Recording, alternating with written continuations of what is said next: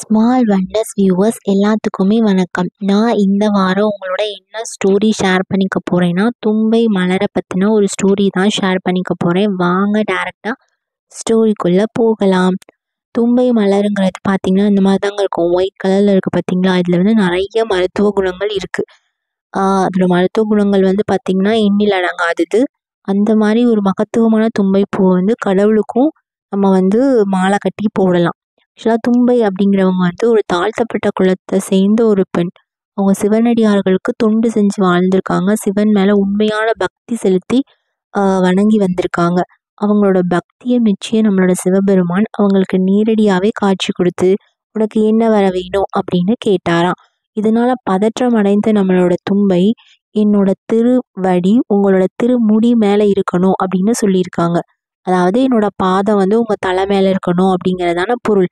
ஆனால் அது அவங்க பதட்டத்தில் சொல்லியிருக்காங்க. உண்மையாகவே அவங்க கேட்க வந்தது உங்கள் திருவடி கீழே எனக்கு ஒரு இடம் வேணும் அப்படிங்கிறத எல்லாரும் கேட்போம். அவங்க வந்து பதட்டத்தில் இந்த மாதிரி மாற்றி கேட்டதும் என்ன பண்ணுறதுனே தெரியல. அதுக்கப்புறம் அவங்க மன்னிப்பும் கேட்டிருக்காங்க. ஆனால் நம்மளோட சிவபெருமான் அன்பால் அதை மன்னிச்சுட்டு புன்முறுவல் பண்ணியிருக்காரு.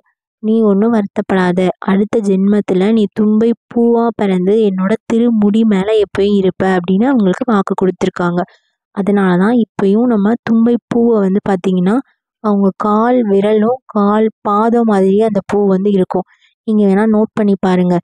இந்த தும்பை பூவை நம்ம மாலை கட்டி சிவபெருமானுக்கும் போடலாம்.